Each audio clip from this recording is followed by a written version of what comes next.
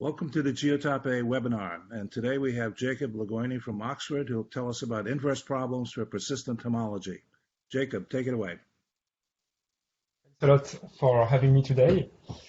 So just to present me briefly, I'm a third-year PhD student in Oxford University, so now is the last stage of my PhD. One very important focus for me during the thesis was these inverse problems for persistent homology, and so I want to motivate these problems today and discover them with you. Okay, so just to jump directly into the setup, in persistent homology, you have a space X, can be a space of data, or can be a manifold, can be a simplicial complex, and you're going to analyze it via a real valued function in the simplest setting. That you often call a filter function. So you can think of that as having an ambient space of filter functions, the allowable function of the space X. And basically, the persistence homology can be viewed as a map, a persistence map, that takes a function in this space of filters and gives you, in return, a barcode or a bunch of barcodes. As many barcodes as there are relevant topological degrees to consider, so to speak. So for instance, here I have introduced the notation D, and this could be, for instance, the dimension of a simplicial complex or the dimension of the manifold if X is a manifold.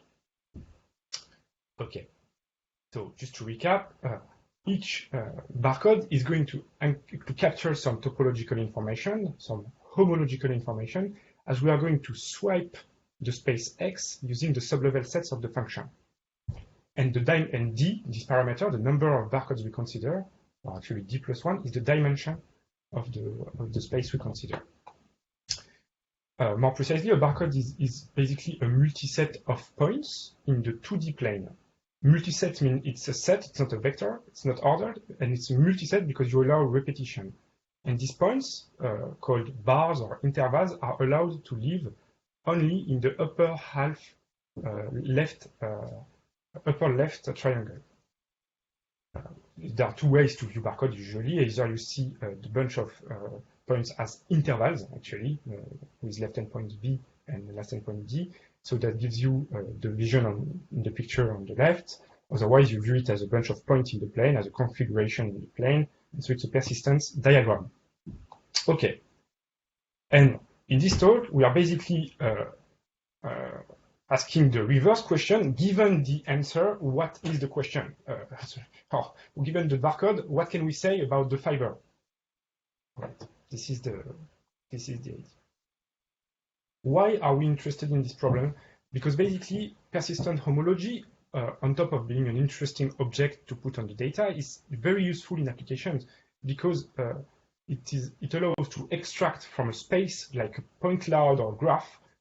In various scenarios, you can extract the topological information into a barcode by applying the first map you see here, and then you can apply a vectorization, there are many of them, to get vectors. And these vectors are very practically fed to machine learning models, and so you can predict whatever you want to predict. So if you have a dataset of faces, children and adults, you might want to build a model that is going to classify whether your face is that of a child or an adult.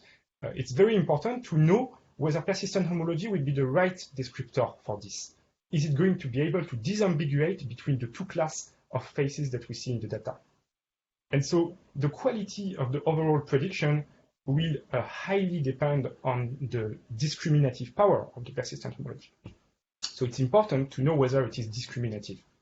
And for this, we want to understand a little bit more the pre-image. What are the objects that when you feed them to persistent homology give rise to the same answer?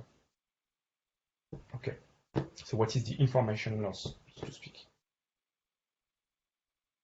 So just a bit more background, let's recall that a persistence module is a functor from the real line to finite dimensional vector spaces. If you have the simplest building block of persistence module is called an interval module. Basically, you take an interval of the real line and you build a module that is the identity on this interval and zero elsewhere. And it is very nice that for tame persistence module, there is always a unique decomposition. Any persistence module up to isomorphism is just a direct sum of these building blocks that we understand. And so if I record only the endpoints of these intervals for each interval module in the barcode in the persistence module, we get a barcode in particular. So from a persistence module, we get a barcode, and it's more or less exactly the same information as the original module. So it's very convenient. So in particular, if we start with a function on a space, we can look at the sublevel sets of that function. So here you have an example of a function in green on the real line. You can look at the sublevel sets of that function, and that gives you a sequence of spaces. You can hit that with the homology functor with coefficient in a field, and you get a sequence of vector spaces. And therefore, you get a barcode. And this is what you get one barcode for each relevant homology degree. And so this is the barcode that we consider as resulting from the function. There are other ways to get barcodes from a function, but here is the sublevel set persistent homology is what we are interested in. And just to recall also, barcodes are very useful in persistent homology as well, because we can compare barcodes by means of a metric, which is the bottleneck metric. It's essentially trying to match, if you have two persistence modules, so here two barcodes here in blue and one in red, you're going to try to match point in an optimal way, but it's not really a Hausdorff metric because you're allowed also to match the point onto the diagonal. This is the right choice of metric because the stability theorem, very important, tells us that the persistent homology is one Lipschitz continuous. So we understand quite well that this descriptor is robust to noise, so it's useful in applications. We understand that it's robust to noise. If we perturb a little bit the function, we perturb not too much the barcode. But the question whether it is discriminative enough is kind of the complementary question. We know it's not injective, but how big is the fiber is really the complementary question. Some extra objects for this background overview. So let's consider the space of non-decreasing maps of the real line, and as a subspace we have the automorphism, or just the increasing maps would be enough, strictly increasing. They don't have to be continuous, by the way, in this situation. So we can act on a barcode with such a map. You take each interval of the barcode and you apply the left endpoint, you apply the map phi, and as you do the same for the right endpoint. So you had a bar and you distort it using this map phi.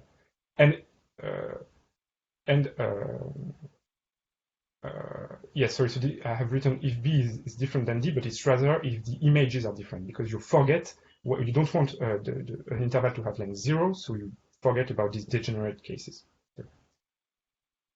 You can also act on functions. So for instance, in the case of a simplicial complex K, the space of filters will be those functions whose sublevel sets are themselves subcomplexes. So that's the quite common space to consider on a simplicial complex. And then we can act on any filter function on the simplicial complex by post-composition.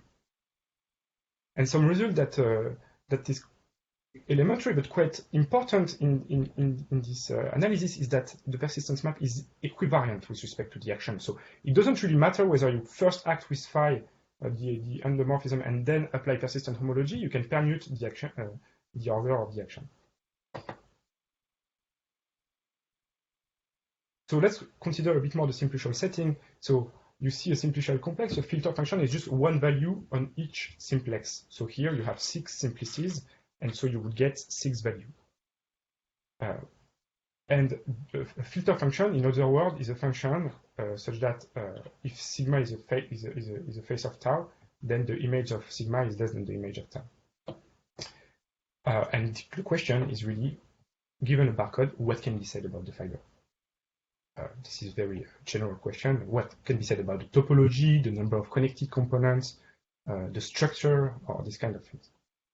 So the first example we would like to consider is maybe the one of the natural place to start with is like the subdivision of the line segment with n vertices.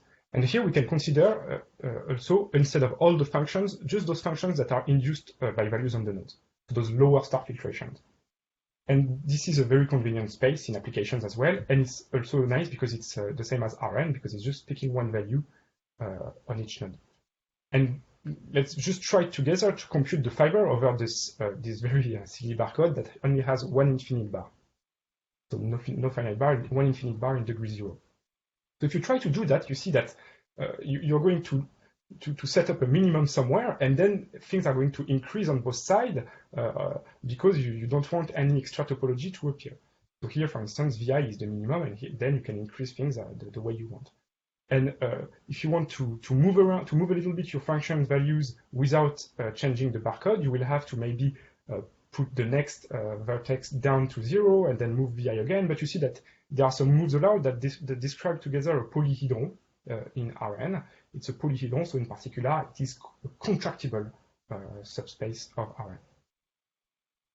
And in fact, it can be proven in more generality that for any barcode, the fiber for this space of functions over on nodes over the subdivided line segment, the components of this fiber are contractible and are polyhedral. This has also been generalized to the case of the subdivision of a circle. Then the fiber has a simplicial structure and the components of the fiber, they look again like a circle this time. And so we might ask ourselves, okay, is this true in general? We observe that in both cases, the fiber has some kind of polyhedral or simplicial structure. And second, the fiber always reflects the topology of the base complex itself. So the space of function with a given barcode, homotopically speaking, looks like the simplicial complex itself. Is it true in more generality? So I first want to talk about this work with Ulrike, that where we consider general simplicial complexes and want to understand the fiber a bit more. So we are going to consider all possible filter functions this time. And just for simplicity, they will be valued in the unit interval instead of the reals. But that's this is not an important change. It's just for convenience.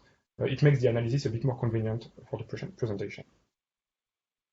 So to get intuition, we start with the triangle. So one possible subdivision of the circle. And so filter function is just 6 values, 3 on the vertices, 3 on the edges. And so as a warm-up, we can start with this first barcode and ask ourselves, what is the fiber? And again, here it's quite easy because there are too many intervals. There are too many endpoints. And as you know, when a simplex enters the sublevel set of a function, it's going to be like a Morse alternative. Either it's going to create a cycle or destroy a cycle, but you cannot have more topological variations than there are simplices in the complex, of course. And so here there is no way you're going to construct a function that gives you this barcode with too many bars. And in the second case, you have exactly the number of endpoints, finite endpoints, as there are simplices, that is 6. And so here you're going to be able to construct functions with that give rise to this barcode, but there is no way that you're going to move the values of that function and stay and keep the same barcode. So in other words, the fiber is discrete, it's finite in this case. Okay, so let's consider an even smaller number of intervals and try to build a function with this barcode. Only one bounded interval in degree 0. So for this, it's convenient to identify a function, valued in the unit, it should be in the unit interval, with a vector. First, you put the 3 value over the vertices and then the 3 value over the edges. And for example, I could say, okay, I want a connected component, the first connected component to appear at time 0. The minimum of the function should be on a vertex. Let's put it at A. And later you want something to appear, another connected component to appear at time 1, so you can put the value 1 at C, for instance. Then you want the connected component to disappear. We see that in the barcode, so let's put a 2 on the edge that join these 2 components. And we can play this game. We see that we want the final loop to appear at time 3, so this is the maximum. And then we have 2 simplices left, the vertex B and the edge AB, and they can appear pretty much where we want, but they have to appear at the same time so that they do not induce any topological variation, basically. And so this is why we get this vector. All these functions, which is a kind of a line segment in R6, is an element in the fiber. So if you try to do all the possible ways to construct functions that give rise to this barcode, it's going to be just a technical exercise. There is no way around, and we see that there are 48 different segments in the fiber, and they assemble like this. They look like two huge polygons, 24 edges each, embedded in R6. In particular, the fiber in this case is a simplicial complex, and the components, they reflect the topology of the base complex. So we again observe these two trends. For this barcode, where instead of having a small interval alone in between the two infinite intervals, this time the small interval is glued to the infinite interval. And the fiber, instead of being two polygons, is now just one polygon with I think 18 edges. What if we consider even less number of an even smaller number of intervals, now only two infinite intervals? Then the fiber looks like a Mobius strip. So the dimension grows as we reduce the number of intervals. The dimension of the fiber can grow. Here it's a Mobius strip. So again, up to homotopy, it's a circle, but and it is again a simplicial or polyhedral complex. Okay, so if we want to make the analysis more generally, let's introduce the concept of stratification. So here it's a very loose notion of stratification. We just consider a filtration to be a filtration of the space X by subspaces such that the components of the difference, the consecutive difference, are topological manifolds of dimension I, of the right dimension. And so those are called the strata. So basically cutting your space into manifolds of the right dimension. So the most important example for us is that of the standard simplex, the closed standard simplex, with this presentation. And basically, its top dimensional stratum is the interior. It's of dimension I, so it is itself, of course, a stratified space because it's a manifold. And then if you look at the faces of the standard simplex, you're going to get all the different strata. Now, if we have a filter function, we can act on it, as we've seen, via increasing maps. So increasing homeomorphism here increasing homeomorphism, so for the unit interval, they fix the endpoints. And we can say that the dimension of a function, we're going to define it this way, is the number of values in the image, so the size of the image, except the endpoint. And then, because this is invariant under post-composing with an increasing homeomorphism, we can say that the dimension of the orbit, S, is, by definition, is the dimension of one of its functions. So basically, for any function in the orbit, we count the number of different values in the image that are different from 0 and 1. That's the notion of dimension.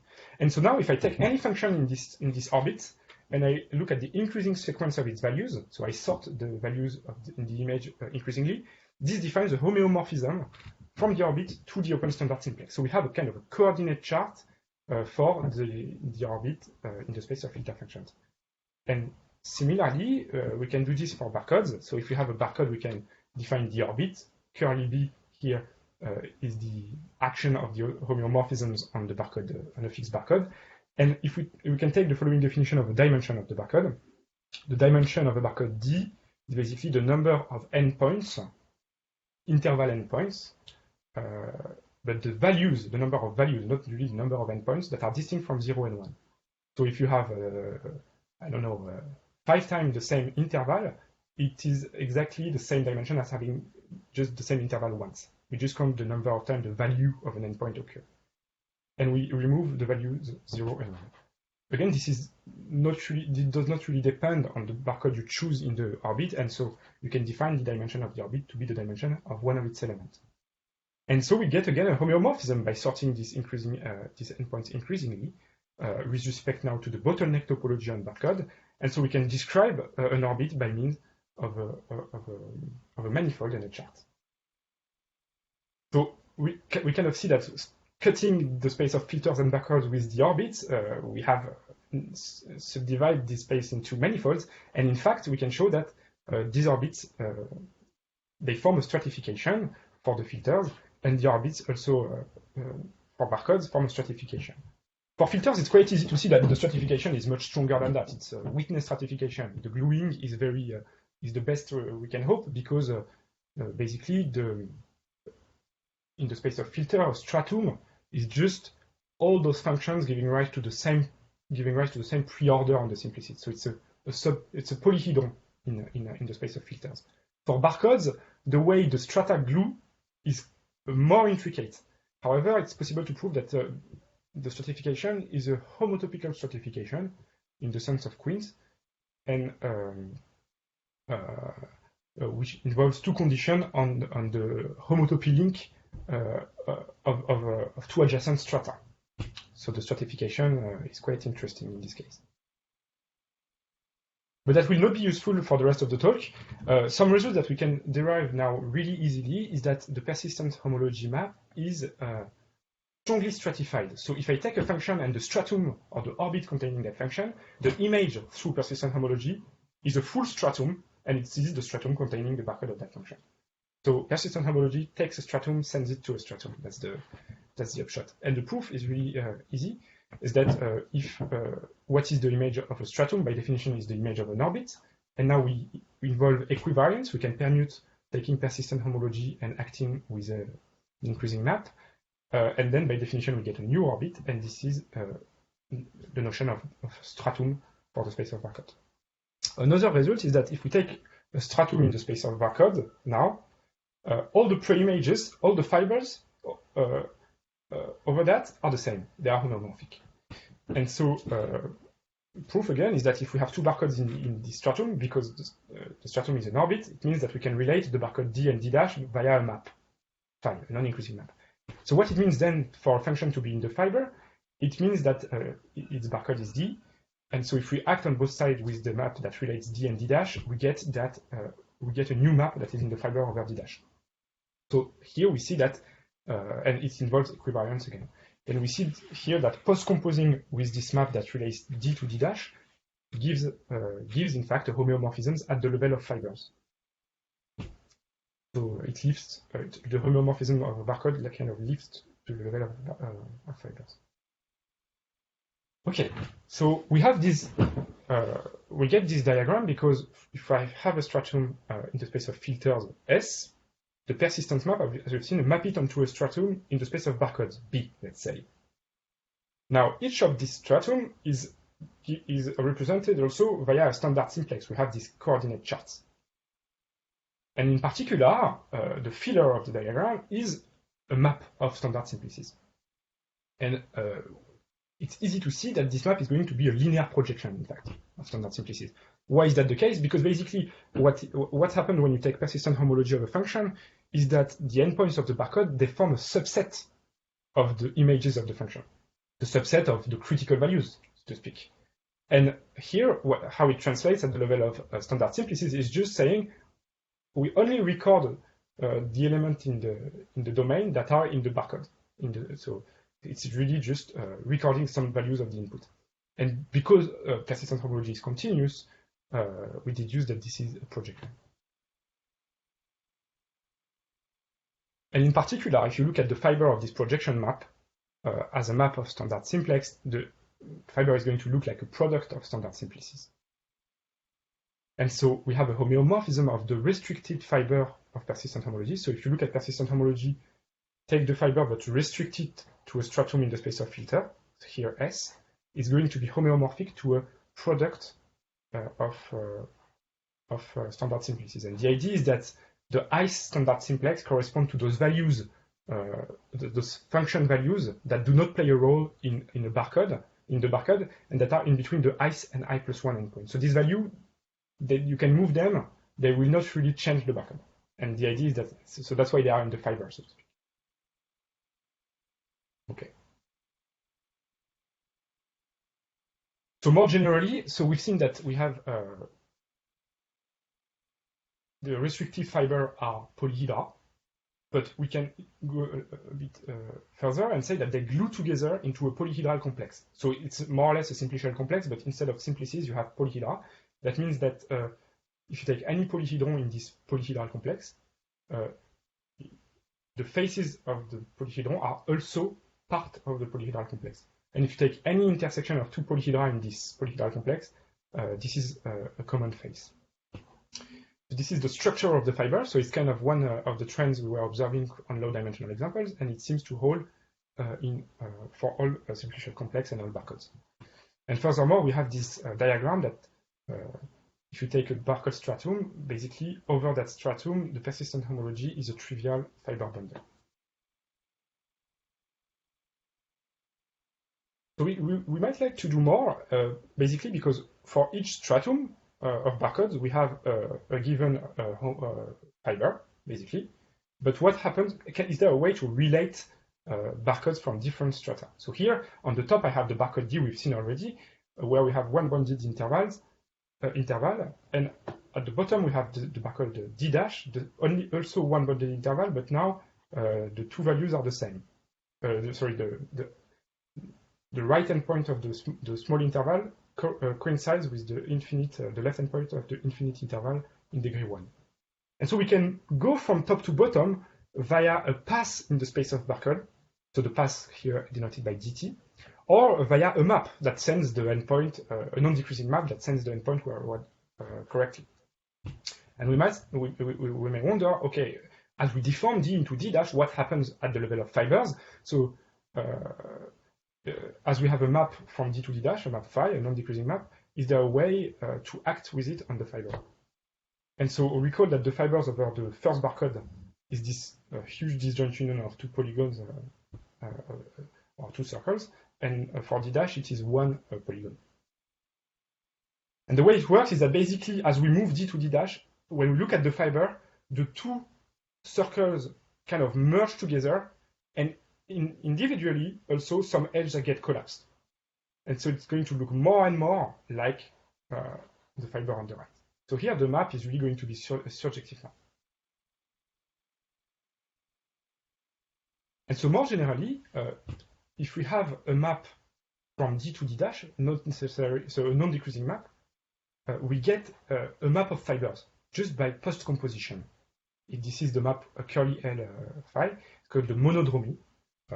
And basically, it's just post-composing by this map phi, and it sends a function in the fiber over D to a function in the fiber over D dash. And the result is that up to choosing the right phi, up to homotopy, this is a map of polyhedra, of polyhedral complex, sorry, which respect the polyhedral structure of this fiber.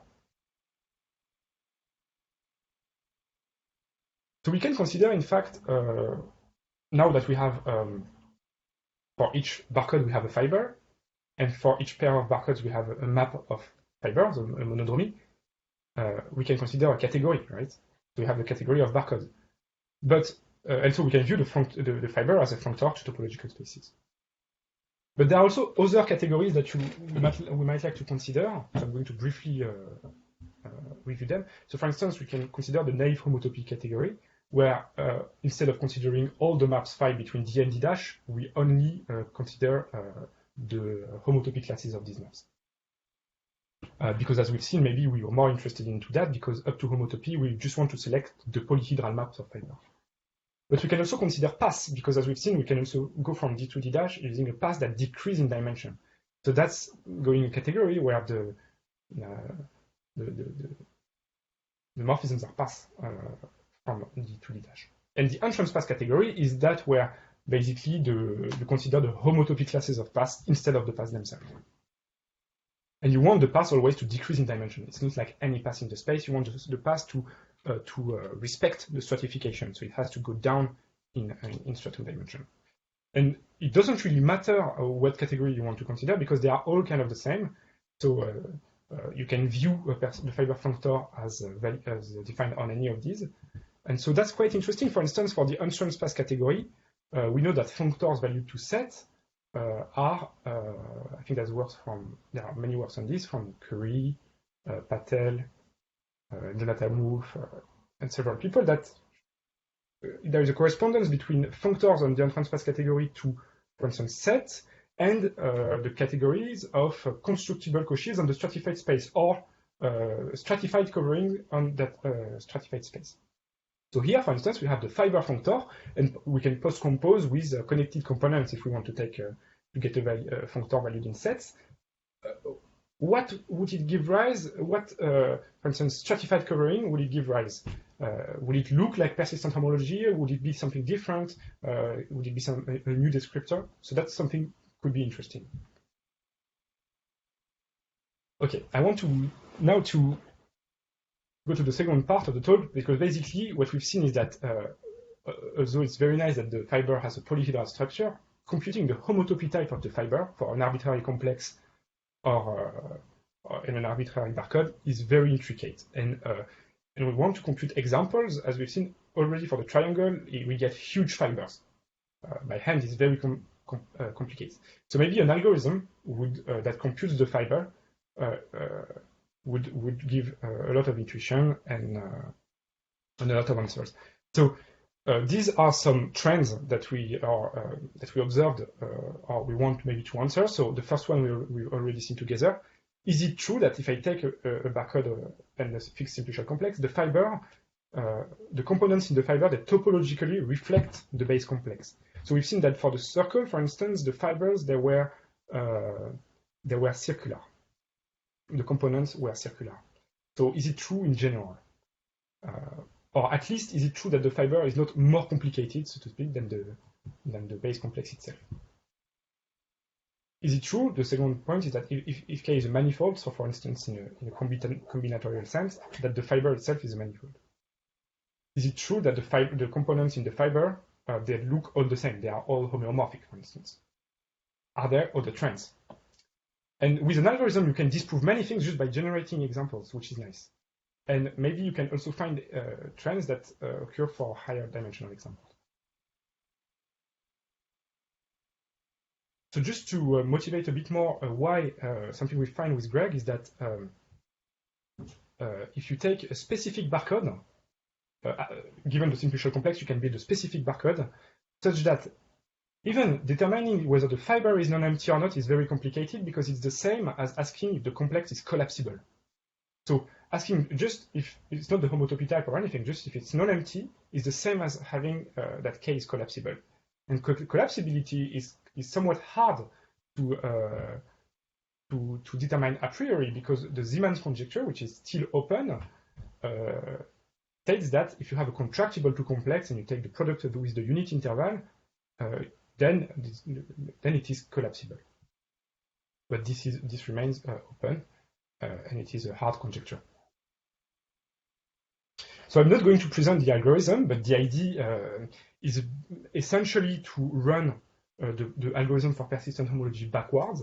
Of course, there are some variations and some computational improvements, but the idea is that you're going to compute all the possible filtrations that give rise to a fixed barcode, and then you're going to glue together the different filtrations so that you have the polyhedral structure of the fiber. So here's how it looks like. Sorry for the bad resolution on the figures.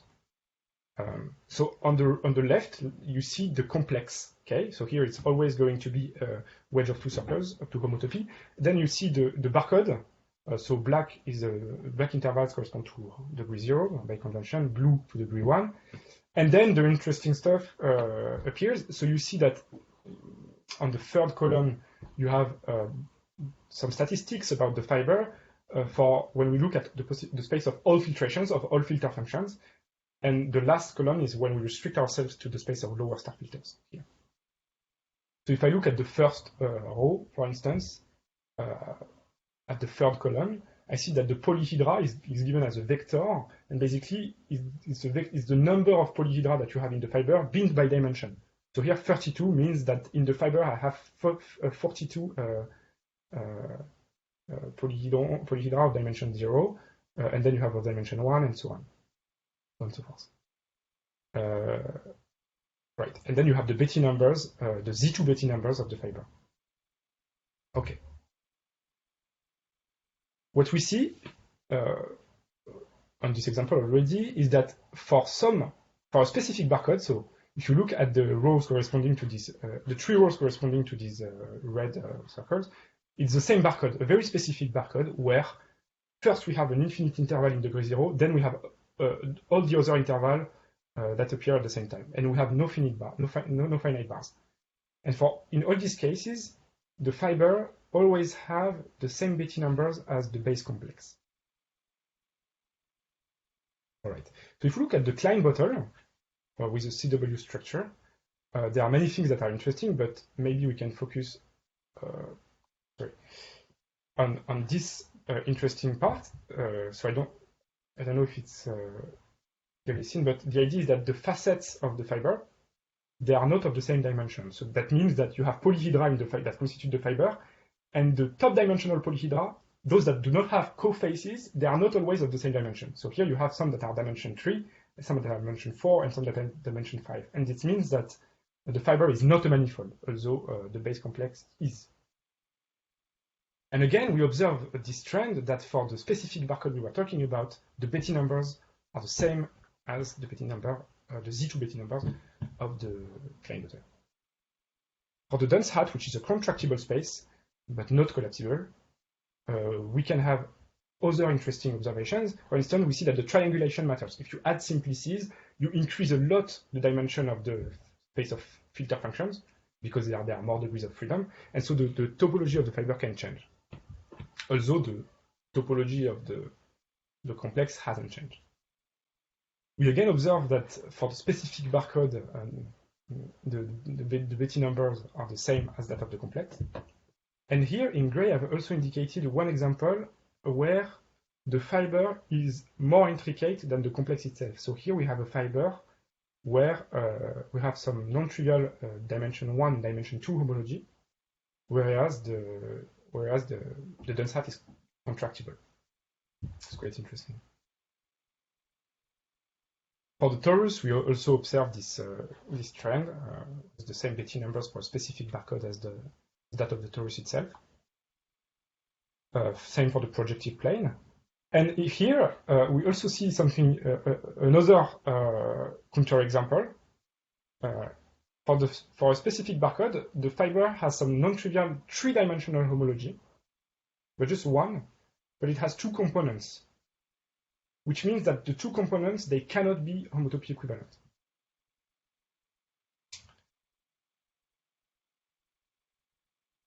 And so on and so forth. We could compute another examples, and always there is one trend that keeps occurring, and so we can make it into a conjecture, which is that if you consider the specific following barcode, so let's define it. So dk is a specific barcode, so here complex k is fixed.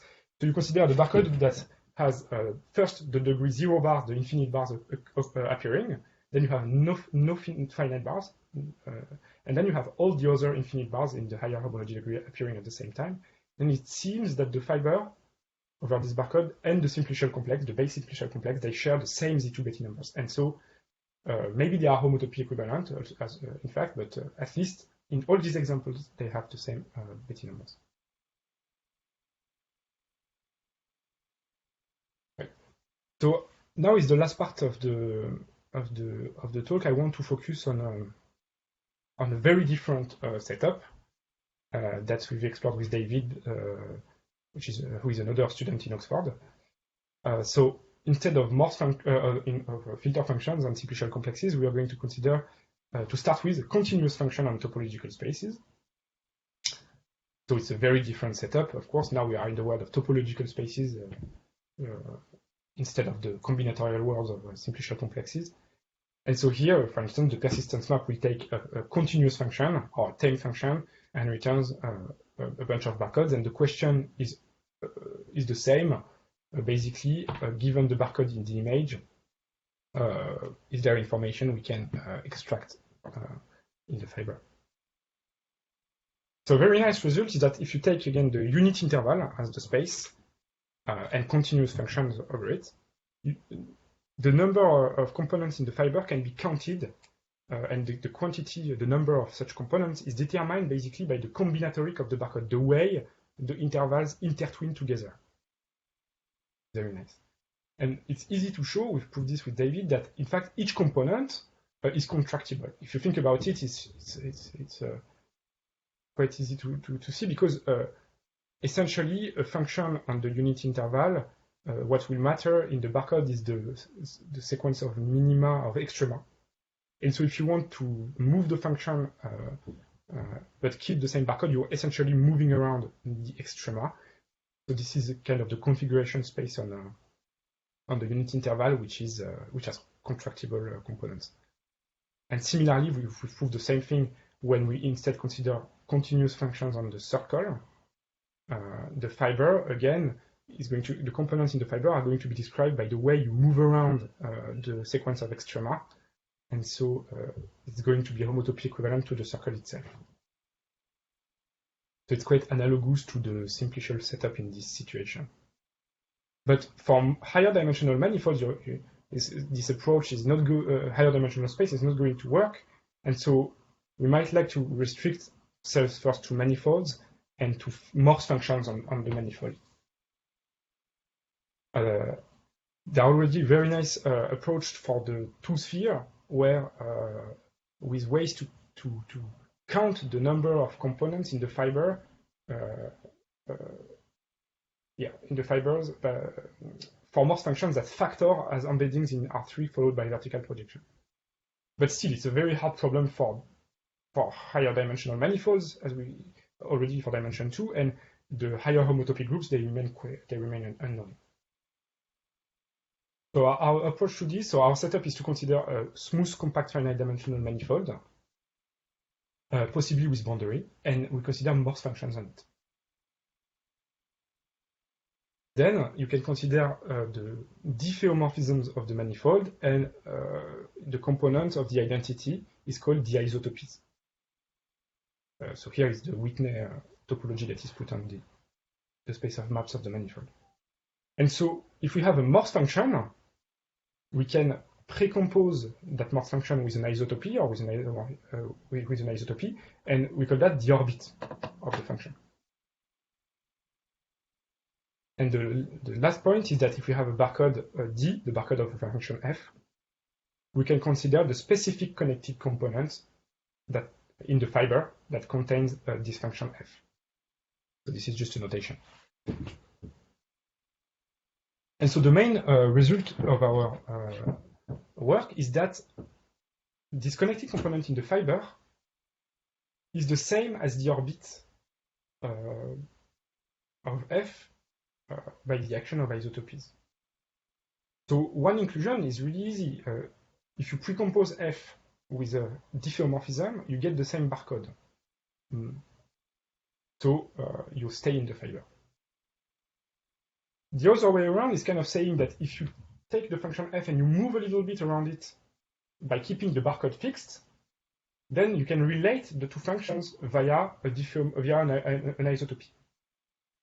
And so for this, we had to use results by Jean Cerf and Mazur about the stability of smooth mappings and refine it to the case of Morse functions having potentially equal critical values, but staying in the subspace of functions with a given barcode. But with this result at hand, then we can use existing results about the orbit of the function. So in particular, we can consider the stabilizer of f, so this space S in f, is the space of function of isotopies that preserve f. And then we can fit the fiber of persistent homology into a long exact sequence involving the diffeomorphism, the isotopies of the manifold, and the stabilizer. And these spaces, they have complicated homotopy type, but they have been studied a lot more maybe. So we can use what is known about them to infer knowledge about the fiber of persistent homology. And so in particular, for surfaces, this has been done a lot by Maximenko. And so we are going to see what we can get for persistent homology. So for instance, when you consider, let's consider the case where a function has no saddle point, then the fiber is given by is classified as follows. The fiber the homotopy type of the fiber is completely determined. So the fact that f has no saddle point can be read already in the barcode. If you see nothing, no endpoint, basically you see no finite bar, this is equivalent to saying that a Morse function has no saddle in the case of surfaces. So this does not really imply the knowledge of the function. Already at the level of the barcode, you look at the barcode, you can know how the homotopy type of the components of the fiber. And you see that that doesn't really depend on the function f itself. All the components, they will be, in the first case, for instance, all the components will be homotopy equivalent to S2. Now, if f has at least one saddle point, and before going further, this again can be counted by looking at the, if you look at the barcode, you can infer, in most cases, the number of saddles without the knowledge of the function. Then the fiber, the components in the fiber is classified as follows for these surfaces. So for the two sphere, the projective plane, the torus, the cylinder, and the two disks, we have these answers. So it's often a torus of some given dimension or product of a torus with an orthogonal group. And then you have other cases. Basically, the ones that are not really completely determined is when you have a non-orientable manifold. Then you can say that the fiber looks like a torus, but you don't really know the dimension. You can just have a bound on the dimension. All right. So I think I went a bit fast, but I'm at the end of the talk. So thanks a lot for your attention. I want to finish with maybe a few open questions, because this is really the beginning, I think, of the understanding of these inverse problems. So there are many things we still don't understand. So for instance, it would be very nice to improve the time complexity of the algorithm we have devised with Greg. It would allow addressing higher dimensional examples, get more intuition. So that would be a nice thing. We still don't know how to count the connected components of the fiber in the case of Morse functions over a manifold.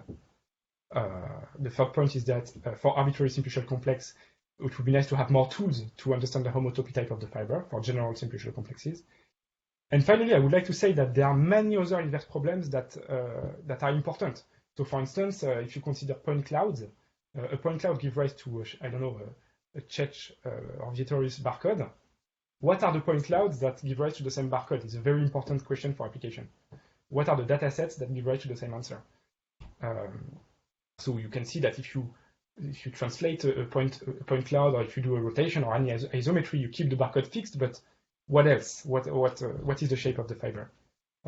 We could also think of cubical complexes for image analysis or other setups where topological inverse problems should be studied. And yes, again, thanks a lot for listening. Jacob, thank you very much. A very interesting talk. So how about some questions from the audience?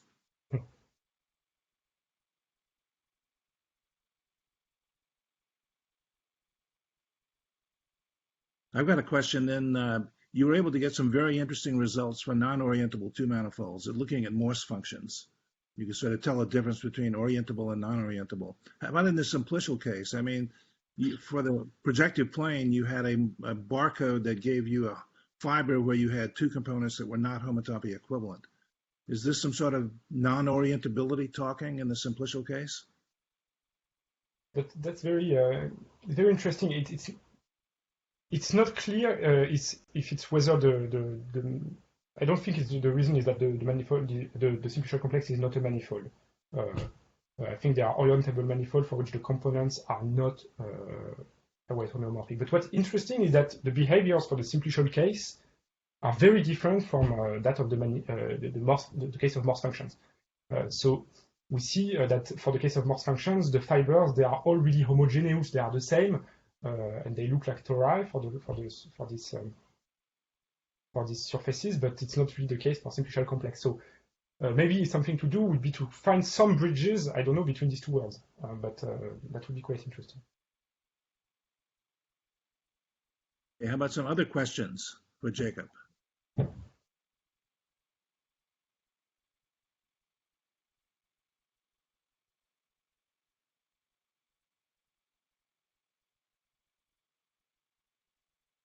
Okay, well, in that case, I'd like to, on behalf of everyone, thank you very much, Jacob. A very interesting talk.